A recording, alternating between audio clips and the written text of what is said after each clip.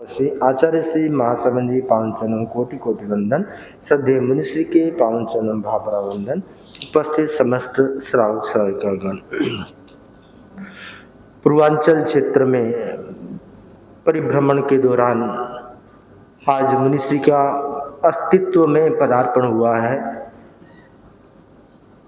अस्तित्व में पदार्पण पर स्वागत गीत के द्वारा मुनिश्री का स्वागत करने हेतु मैं आमंत्रित करूंगा पूर्वांचल महिला मंडल की अस्तित्व की बहनें अपने गीत के साथ। अस्तित्व महिला अभिनंदन आज पधारे मुनिवर करने जन जन मन पावन करे हम सादर अभिनंदन करे हम शत शत अभिनंदन।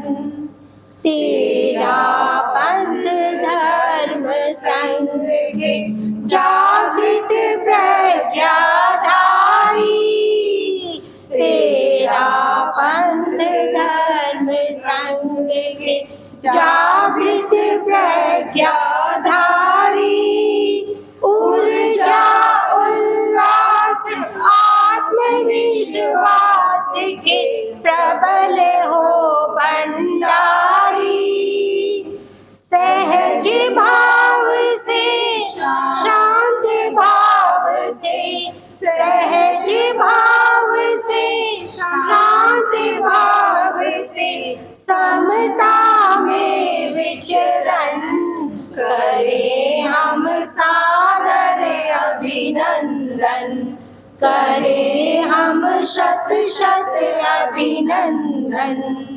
क्षमा सरलता कोमलता गंगा सी निर्मलता क्षमा सरलता कोमलता गंगा सी निर्मलता फूलों की मधुर सुहास वाणी में शीतलता जिन शासन के प्रखर सितारे जिन शासन के प्रखर सितारे आलोकित कण कण करे हम सादर अभिनंदन करे हम शत शत अभिनंदन।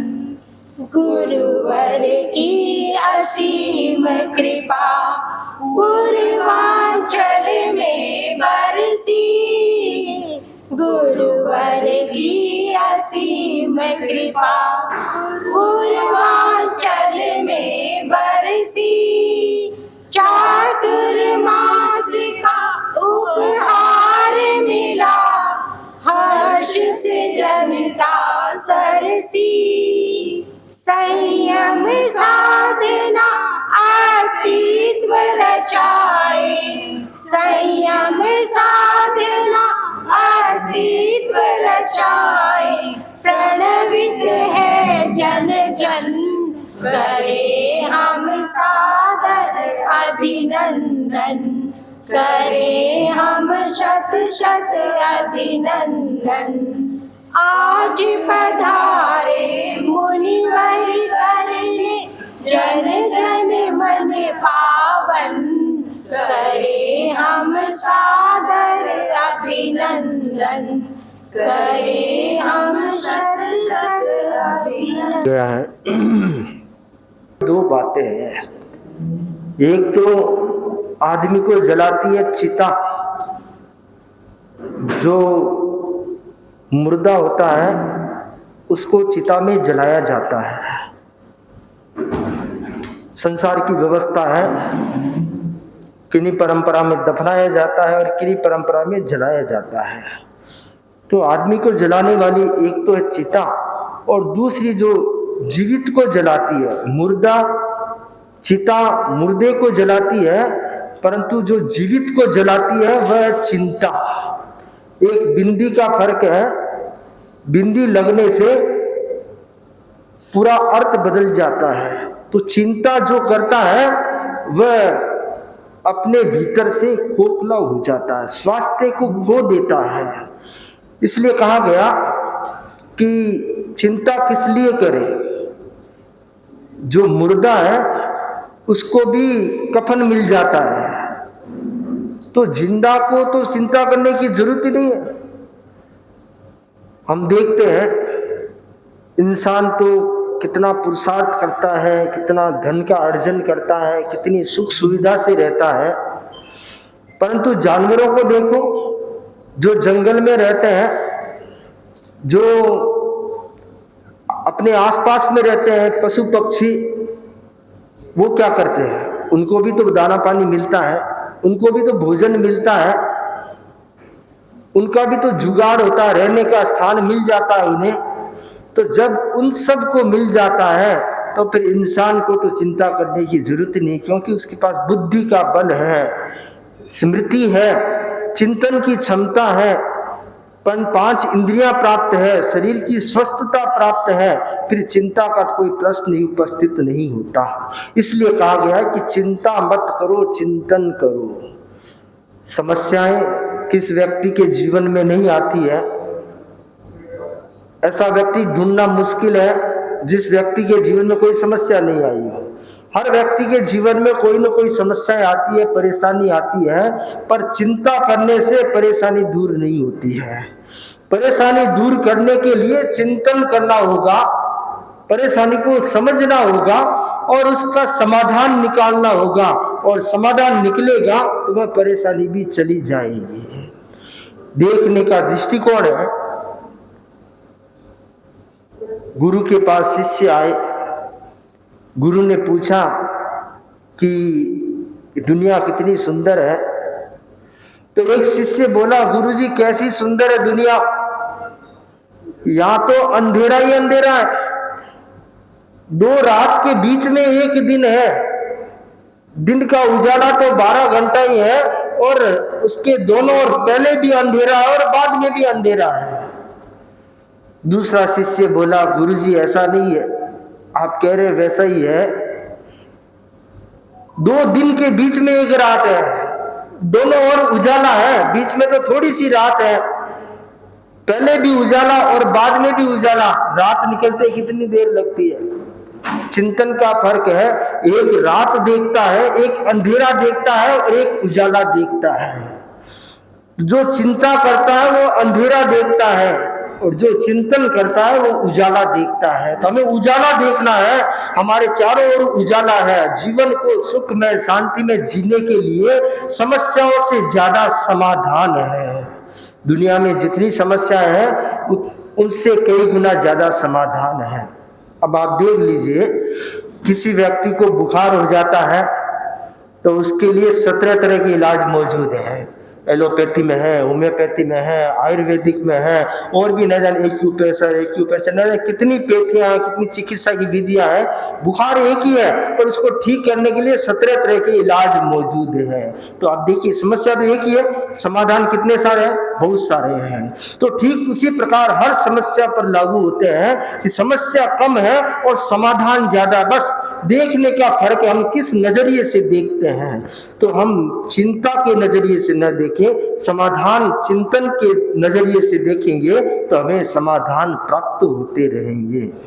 शेख चिल्ली जा रहा था और रास्ते में उसने देखा कि जनाजा जा रहा है और लोग पीछे जा रहे हैं। तो पूछा कौन मर गया, तो नाम बता दिया कि अमुक आदमी मर गया है। वह थोड़ी देर साथ चला और उसके बाद जोर जोर से रोने लगा।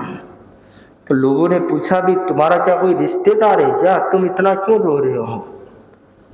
तो वह बोला, नहीं मेरा रिश्तेदार नहीं है, परंतु मेरे मन में एक चिंता आ गई। कि क्या चिंता यह आ गई है कि इस जनाजे को लेकर जा रहे हैं तो बहुत सारे लोग खंदा दिए हुए हैं, पीछे पीछे भी जा रहे हैं। दुनिया में सबसे आखिरी में जो मरेगा उसको कौन लेके जाएगा? लोग हंसने लगे, अरे बेवकूफ, उसकी चिंता तुम्हारे को करने की जरूरत नहीं है, जब वो मौका आएगा तब की बात। उसको तो ले जाने की जरूरत नहीं है, जहां गिरेगा वही शमशान हो जाएगा। तो ऐसी लोग बहुत सारी चिंताएं करते रहते हैं जिनका कोई मतलब नहीं है।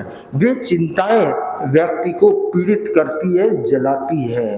तो हमें चिंता नहीं करना है। धर्म का सूत्र है चिंता मत करो, चिंतन करो। और जो चिंतन करता है वही चिरंतन तक पहुंच सकता है। तो चिरंतन तक पहुंचना है तो चिंता से मुक्त बनने का प्रयास करें। संतों का आगमन हुआ है और संतों की पावन प्रेरणा है कि हमें निर्वाण को प्राप्त करना है, कल्याण को प्राप्त करना है। तो संसार की व्यर्थ चिंताओं में न उलझकर अपनी आत्म समाधि को बनाए रखें, मन की शांति को बनाए रखें। और मन की शांति और समता बनी रहेगी तो चिंताएं अपने आप दूर हो जाएगी और व्यक्ति मोक्ष की ओर आगे बढ़ पाएगा। इन्हीं मंगल भावनाओं के साथ ओम आरंभ। मेरा निवेदन श्रद्धेय मुनिश्री से उद्बोधन के लिए। कोटि से वंदन। मुनिवृंद, उपस्थित धर्म प्रेमी भाई और बहनों, दैनिक प्रवचन के अंतर्गत आज का विषय है आत्महित के मार्ग। प्रभु महावीर की वाणी है, अत यं खु दुहेन लभ्य। आत्महित की प्राप्ति बहुत मुश्किल है। भगवान महावीर ने आत्महित साधने का जो मार्ग बतलाया है उस पर हम जागरूकता से चलते रहे तो हम मंजिल की दूरी कम कर सकते हैं। आत्महित के 4 मार्ग निर्दिष्ट है जो एक श्लोक में बहुत ही सुंदर बताए गए हैं। सत्वेषु मैत्री गुणेषु प्रमोदं क्लिष्टेषु जीवेषु कृपा परत्वं माध्यस्थ भावं विपरीत वृत्तौ सदा ममात्मा विदधातु देवे सदा ममात्मा विदधातु देव। आत्महित का पहला सूत्र है सब जीवों के साथ मैत्री स्थापित करना है। दुनिया में मैत्री का बहुत बड़ा महत्व है। जिसके जीवन में मैत्री का दीपक जलता है, जिसके जीवन में मैत्री भाव होता है, वह किसी को भी शत्रु नहीं मानता है। जिसके जीवन में मैत्री का दीपक नहीं जलता है तो समझना चाहिए उसके जीवन में शत्रुता का भाव है। हर प्राणी के प्रति मैत्री का भाव रखना चाहिए, मित्रता का भाव रखना चाहिए। मैत्री के बिना जीव आत्महित को साध नहीं पाता है और न ही वह संसार की जन्म मरण की परंपरा से मुक्त हो सकता है। यदि आपके भीतर में वैर का भाव है, प्रतिशोध का भाव है, कलह का भाव है, कषाय का भाव है, तो वह मैत्री कैसे स्थापित होगी। पग पग पर मन में शत्रुता का भाव आ जाता है। थोड़ा सा भी प्रतिकूल काम होता है, इतने में मन में शत्रुता का भाव आ जाता है। बंटवारा होता है, थोड़ा सा भी 19-21 हो जाता है, शत्रुता का भाव आ जाता है, मैत्री खंडित हो जाती है, संबंधों में कड़वाहट आ जाती है। एक तो हम आत्महित की बात करते हैं कि आत्मा का कल्याण हो, केवल कहने से आत्मा का कल्याण नहीं होता है, उसके मार्ग पर चलना पड़ेगा। हर पल हर क्षण मन में भावना भाव खामे में सब जीवे सर्वे जीवा कमन तुम्हें मिट्टी में सब भूए सो वेरम मर्दन के नहीं। ये एक बहुत महत्वपूर्ण सूत्र है। इस सूत्र की जो आराधना करता है वही व्यक्ति आत्मा का हित साध सकता है, आत्महित को प्राप्त हो सकता है। और जिसके जीवन में मैत्री होती है वही व्यक्ति सत्य की खोज कर सकता है और सब जीवों को अपनी आत्मा के समान समझता है। पंडित कौन होता है? आत्मवत सर्वभूतेषु, तो सब जीवों को अपनी आत्मा के समान समझता है और पंडित होता है। और वो जो पंडित होता है वही आत्मा के कल्याण की बात कर सकता है। कभी भी मन में शत्रुता का भाव नहीं आए।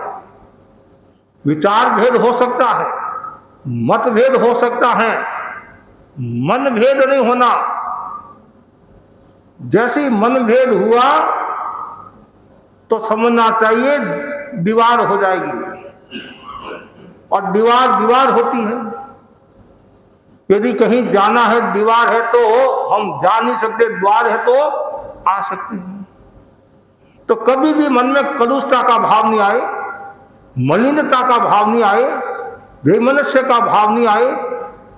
यदि ये भाव नहीं है तो समझना चाहिए आप आत्महित की ओर बढ़ रहे हैं और मन में मैत्री का विकास हो रहा है। मैत्री का विकास जरूरी है। मन से, वचन से, काया से यदि मैंने किसी जीव को तकलीफ दी हो, पीड़ा दी हो, कष्ट दिया हो या हिंसा का भाव आया हो, हिंसा की हो तो तस्मिच्छा विदुकड़म, प्रायश्चित लेकर शुद्ध हो जाना चाहिए।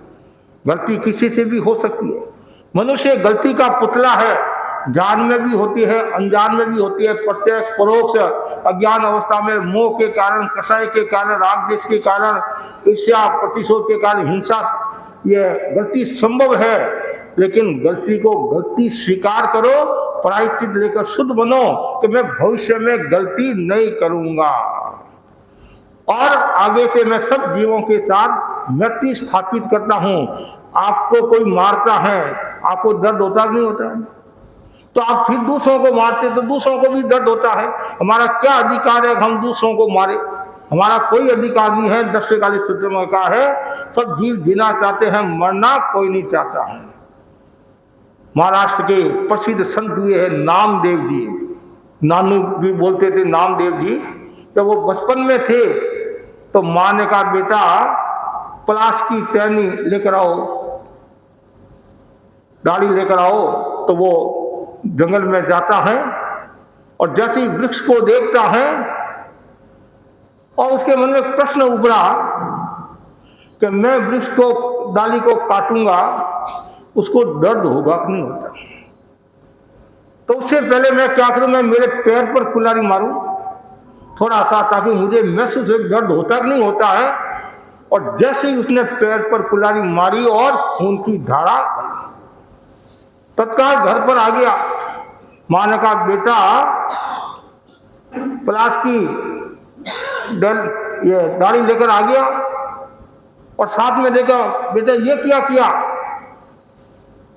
नानू ने कहा मां मैंने पहले परीक्षण किया, वृक्ष को काटने से पहले, डाली को काटने से पहले कहीं दर्द तो नहीं होता है। तो मेरे दर्द हुआ, मैंने सोचा मेरे भी दर्द हुआ, उसको भी दर्द होगा, इसलिए मैंने ये कार्य नहीं किया है। तत्काल मां के मुंह से स्वर निकले बेटा आगे जाकर बहुत बड़ा तुम संत होगा। ये बात कौन कह सकता है? जो सब जीवों को अपनी आत्मा के समान समझता है, जो सब जीवों को अपनी आत्मा के समझता है, वही व्यक्ति मैत्री की धारा प्रस्फुटित कर सकता है, मैत्री भाव बढ़ा सकता है और वही आत्मा का हित साध सकता है। दूसरा जो आत्महित का कारण बताया है बहुत सुंदर है, वह यह है गुणेषु प्रमोदम, प्रमोद भावना। ये एक ऐसा तत्व है जो सब जीवों को जोड़ता है। यदि आपके भीतर में प्रमोद भावना है, गुणी जनों के आप गुणगान करते हो, जो आपका पराया है वो भी आपका हो जाएगा। घर परिवार को स्वर्ग में बनाना है, समाज को शक्तिशाली बनाना है, देश को शक्तिशाली बनाना है, तो मन में प्रमोद भावना जरूरी है। आप जब साधु संत विहार करते हैं, मंगल भावना समारोह मनाते हैं, क्यों मनाते हैं कि 4 महीना तो मुनिराज ने हमारे को बताया है, 4 दिन में हमारे को बताया है, हमारा नैतिक कर्तव्य है गुणी जनों का गुणगान करना। प्रमोद भावना,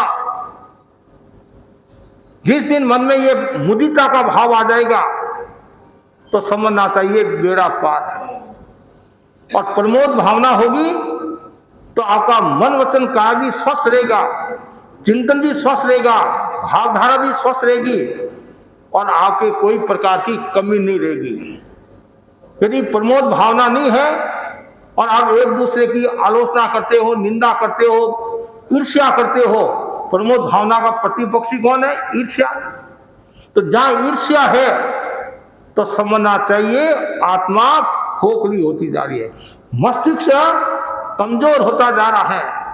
और ईर्ष्या के कारण व्यक्ति स्त्री गोत्र का भी बंधन करता है, माया के कारण स्त्री गोत्र का बंधन होता है, तो ईर्ष्या के कारण भी स्त्री गोत्र का बंधन होता है। तो ये ब्राह्मी सुंदरी भरत बाहुबली का जो पूर्व भाव का जो उदाहरण आता है, तो ब्राह्मी और सुंदरी पूर्व भाव में साधु थे, भरत बाहुबली भी साधु थे। तो कुछ साधु संतों की सेवा करते थे और कुछ साधु संतों को पढ़ाते थे। जो सेवा करते थे आचार्य ने उनकी प्रशंसा की। देखो ये साधु 500 साधुओं की गोष्ठी लाते हैं, सबको आहार कराने के बाद में बच्चा कुचा आहार करते, आचार्य ने प्रशंसा की। जो 500 साधुओं को पढ़ाने वाले थे उनके मन में आया गोष्ठी लाना क्या बड़ी बात है, खाली जाना भरकर आना, सेवा तो हम करें, 500 साधुओं को पढ़ा रहे, कितनी मातापची करे हैं। आचार्य ने उनकी प्रशंसा की और हमारी प्रशंसा नहीं की। मन में वो ईर्ष्या का भाव आया, प्रतिशोध का भाव आया। परिणाम ये आया कि जिन्होंने सेवा की मनोयोग के साथ वो भरत बाहुबली बने और जिन्होंने ईर्ष्या का भाव रखा वो ब्राह्मी और सुंदरी बने। तो कभी भी मन में ईर्ष्या का भाव नहीं होना चाहिए। और ईर्ष्या सबसे ज्यादा आदमी की अपेक्षा औरतों में ज्यादा ईर्ष्या होती है। एक आदमी जा रहा था कि कहाँ जा रहा है कि व्यापार करने के लिए जा रहा, क्या बेचने के लिए जा रहा है कि मैं ईर्ष्या बेचने के लिए जा रहा हूँ। कहाँ? ईर्ष्या बेचने के लिए जा रहा हूँ। ठीक है, आगे बढ़ा और वापिस आ गया। क्या काम हो गया? माल बिक गया। हाँ माल बिक गया। किसने लिया? कि सबसे ज्यादा तो स्त्रियों ने लिया, सबसे ज्यादा स्त्रियों ने लिया, फिर धर्म के ठेकेदारों ने लिया। क्या कहा? धर्म के ठेकेदारों ने लिया। तो धर्म के ठेकेदारों के मन में भी ईर्ष्या प्रतिशोध का भाव होता है, संप्रदाय वालों के मन में भी ईर्ष्या प्रतिशोध का भाव होता है कि मेरी संप्रदाय शक्तिशाली है, यह संप्रदाय शक्तिशाली नहीं है। ये एक तरह का व्यंग कह सकते हैं, लेकिन साथ में शिक्षा भी देता है, बोध भी देता है कि मन में ईर्ष्या का भाव नहीं आना चाहिए। तो ईर्ष्या से व्यक्ति खोखला हो जाता है। ये जो एसिडिटी की बीमारी होती है ना, एसिडिटी अल्सर बीमारी, इसका एक कारण है ईर्ष्या। कि ईर्ष्या का भाव होता है, नेगेटिव भाव होता है, प्रतिशोध का भाव होता है, नेगेटिव भाव होता है, तो उसका असर सीधा पेट पर पड़ता है। और जिसका पेट खराब उसका मन खराब होता है। मन खराब होगा तो बीमारियां होगी। तो इसलिए कहा जाता है कि व्यक्ति को ईर्ष्या से मुक्ति पाना चाहिए और प्रमोद भावना का विकास करना चाहिए। कितना सुंदर गाथा सूत्र में बताया है, ज्ञानीरा गुण गावता तीर्थंकर नाम तीर्थंकर गोत्र बंदा है, शंका हुए तो देख लो गाथा सूत्र माय। कितना सुंदर है। हम गुणी जनों के गुणगान करते हैं, आचार्य के गुणगान करते हैं, संघ का गुणगान करते हैं, बड़े व्यक्तियों के गुणगान करते हैं, यथार्थ गुणगान करते हैं। कितनी कर्म निजरा होती हैं। आप जब आचार्य श्री के दर्शन करते हैं, हम भी दर्शन करते हैं, बोले परम दयाल, परम कृपाल, बाल ब्रह्मचारी, गुणी जनों के गुणगान करना बार बार करते जाओ। इसमें पैसा नहीं लगता है। बाजार से सब्जी लाना है तो पैसा लगेगा, पैसा लगता नहीं, साड़ी लाना तो पैसा लगेगा, और शरीर को भी संवारना तो भी पैसा लगेगा। लेकिन हाँ, बोलने में पैसा नहीं लगता है, उसमें संबंध जुड़ेंगे, प्रेम बढ़ेगा, सौहार्द बढ़ेगा और आपके मन में भी आएगा कि मैंने आज बहुत अच्छा कार्य किया। कोई बोलने के लिए खड़ा होता है, किसी ने अच्छा गीत गाया, अच्छा भाषण दिया और आपने उनकी प्रशंसा की, तो सामने वाला व्यक्ति भी खुश होता है, प्रोत्साहित होता है और उसका हौसला बुलंद होता है कि मैं आगे और बढ़िया गाऊंगा, और बढ़िया गाऊंगा। जनता के बीच में प्रशंसा करना, और कोई कहीं गलती होगी है तो एकांत में उनको कहना चाहिए कि आपने बहुत अच्छा सुंदर गीत गाया, थोड़ा सा और अच्छा, थोड़ा सा और मतलब जोर से बोलते तो और आनंद आ जाता। मतलब कभी कभी क्या होता है, धीरे धीरे बोलते हैं। इसमें होता है कुछ रागें ऐसी होती है जो धीरे धीरे, और कुछ रागें ऐसी तो ऊंची होती है, ऊंची होती है। और गुरुदेव तुलसी जब फरमाते थे तो समा बन जाता था, समा बन जाता था। क्यों? सबका अलग अलग फैशन भी होता है, कंठ भी अलग अलग होते हैं, तो बार बार गुणीजनों के गुणगान करते जाओ। कभी भी मन में ईर्ष्या का भाव नहीं आए, प्रतिशोध का भाव नहीं आए। ईर्ष्या प्रतिशोध का भाव आया तो समझना चाहिए आत्मा का हित नहीं हो रहा है, आत्मा का अहित हो रहा है और व्यक्ति मरकर दुर्गति में जाएगा। और जिसके भीतर में प्रमोद भावना नहीं है, ईर्ष्या का भाव है, तो घर का वातावरण भी दूषित हो जाएगा। और यहाँ तक बताया गया जो ईर्ष्यालु व्यक्ति होता है वो चंडाल से भी खतरनाक होता है, चंडाल से भी खतरनाक होता है। और यहाँ तक बताया गया जो ईर्ष्यालु व्यक्ति होता है उसकी छाया भी नहीं बननी चाहिए कि मेरे भीतर में वो ईर्ष्या का भाव नहीं आ जाए। ईर्ष्या को छोड़ो, लेकिन कहना तो सरल है लेकिन छूटना मुश्किल है। कितना सुंदर का है, कंचन तजनो सहज है, सहज त्रियन को ने, मान बड़ाई ईर्ष्या तजनी दुर्लभ है। आदमी घर परिवार को छोड़ सकता है, धन दौलत को छोड़ सकता है, मान बड़ाई ईर्ष्या को छोड़ना मुश्किल है। महाराज मूछ का सवाल है, क्या बोलते हैं, मूछ का सवाल है। क्योंकि आप जानते हैं मेरे में कैपेसिटी नहीं है, मैं मुकाबला नहीं कर सकता हूं, फिर भी मेरी टांग तो ऊंची रहेगी, मेरा पैर तो ऊंचा रहेगा। इसका मतलब है आपके भीतर में वो प्रमोद भावना नहीं है, मतलब वो ईर्ष्या प्रतिशोध का भाव है। और जिस दिन घर परिवार में ये भावना पैदा हो जाएगी तो आपको कोई परास्त करने वाला नहीं होगा। आप कहते नहीं घर का नुकसान हो रहा है, पड़ोसी जितना नुकसान नहीं करता उससे ज्यादा नुकसान तो घरवाले ही करते हैं, घरवाले ही करते हैं। आपके घर में घटना घटी, पड़ोसी को क्या पता, क्या वो केवल ज्ञानी, क्या वो मनप्रिय ज्ञानी, क्या वो अवधि ज्ञानी, क्या आपके घर में से तो किसी ने कहा तब उनको जाकर पता चला। तो इसका मतलब हुआ घर का भेदू वही नुकसान पहुंचाता है। इसलिए ध्यान रखना चाहिए कभी भी मन में अन्यथा का भाव नहीं आए, हमेशा प्रमोद भावना, भावना और प्रमोद भावना, कितना नाम ही कितना सुंदर है, प्रमोद प्रमोद मुदिता का भाव पैदा हुए। शांत सुदार्थ में प्रमोद भावना के बारे में बहुत बताया।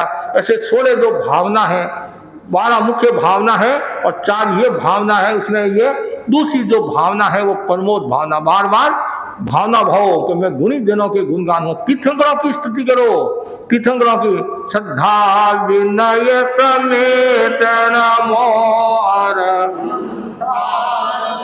प्रांजल प्राण तचेत नमो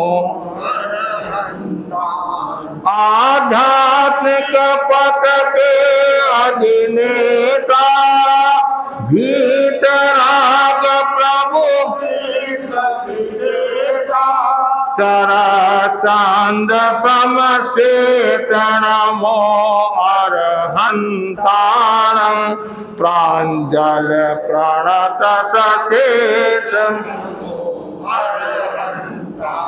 प्रभु पास देव चरणा में, प्रभु पास देव चरणा में सत सत प्रणाम हो। मेरे मानस के स्वामी तुम एक धाम हो, तुम एक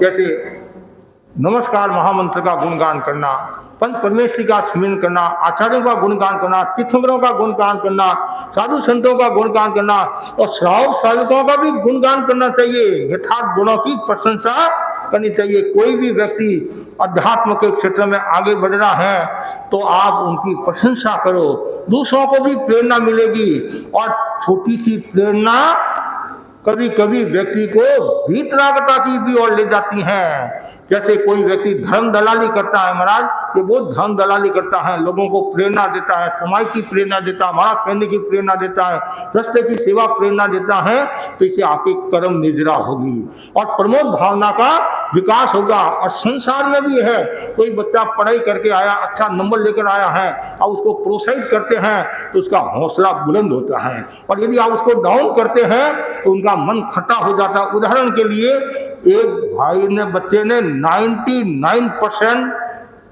कक्षा में लाया, कितने 99, पड़ोसी ने 99.1 लाया।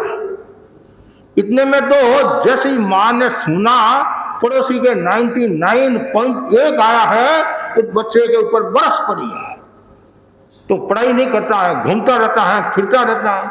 और 99, ये तो देख तुमने कितने लाए, तुमने तो 50 ही नहीं लाए और इसने 99 लाए हैं, तो क्यों पड़ोसी को दिया। होता ये भरी परिसर में उसकी प्रशंसा और कमरे में यार के बेटा और पढ़ाई कर, अगली बार 100 में से 100 नंबर लाना, तो तब तो उसका हौसला बुलंद होता है।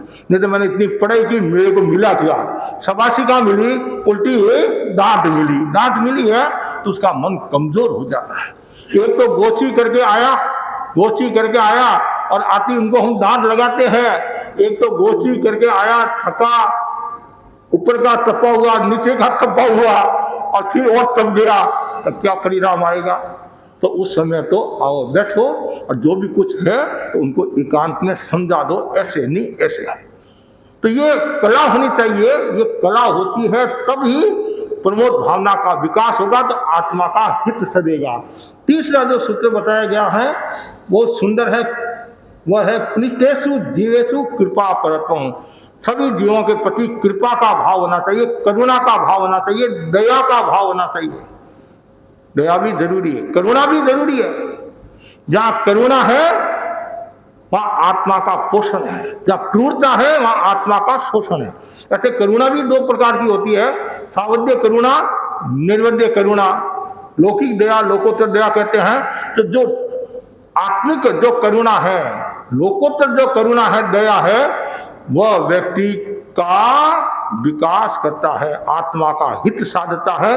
तो करुणा का भाव भी होना चाहिए, लेकिन आज धीरे धीरे करुणा भी कम होती जा रही है, कम होती है। महात्मा गांधी ने कहा था नहीं, युवकों में जोश तो है, करुणा का स्रोत सूखता जा रहा है।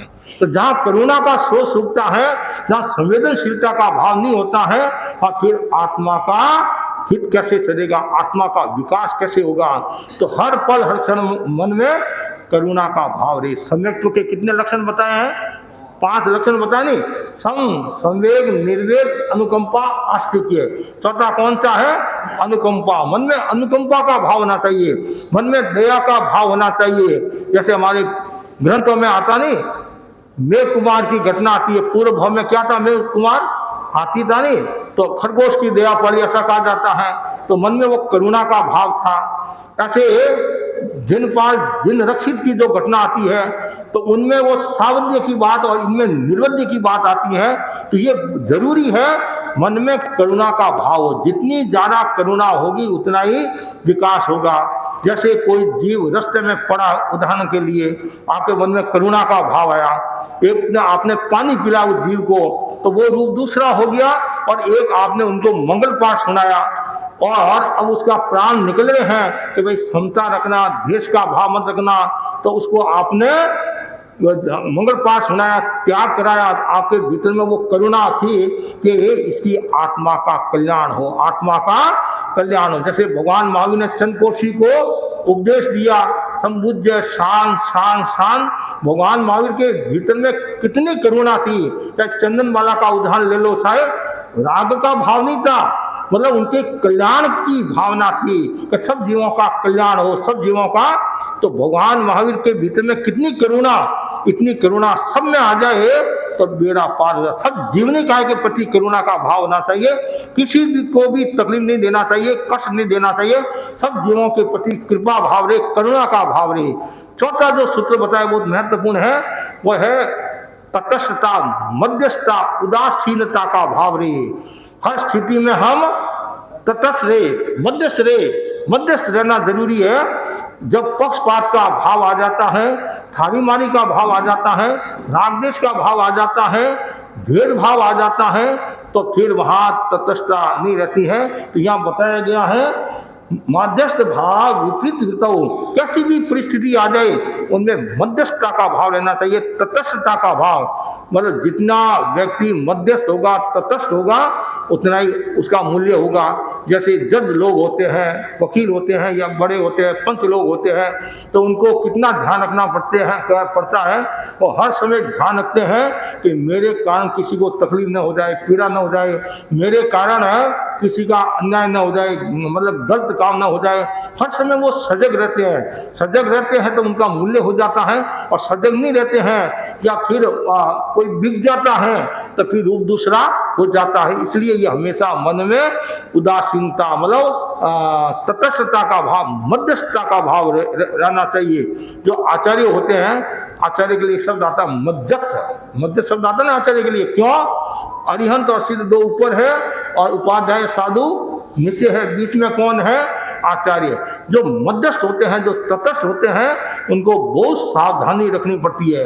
उनके आसपास जो संत है या नैरा में जो विचरण करते हैं या और कहीं विचरण करते हैं, तो उनको बहुत सावधानी रखनी पड़ती है, कहीं मेरे हाथ से, मेरे मुख से कोई गलत डिसीजन न हो जाए, गलत। इतने वो तटस्थ रहते हैं, मेरे लिए ये भी साधु समान है, ये भी साधु समान है, और जो गलती करता है तो सुधार करना मेरा काम रहता है। इसलिए हमेशा ये भावना भाव कि मेरे भीतर में तटस्थता। घर में भी यदि तटस्थता आ जाए, लेकिन बड़ा मुश्किल काम करना तो सरल है।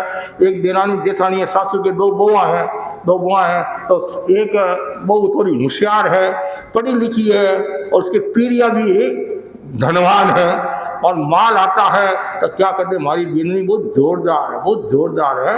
वो बीननी जोरदार है, सेवा नहीं करती है, जोरदार इसलिए ससुराल से, पियर से माल आता है। ये पढ़ी लिखी है, बात करने में होशियार है। और एक सामान्य घर की है, पढ़ी लिखी नहीं है, लेकिन घर का काम संभालती है, फिर भी कभी कभी उसका मान नहीं होता है, पक्षपात का भाव आ जाता है, तो इसलिए समस्याएं आती है।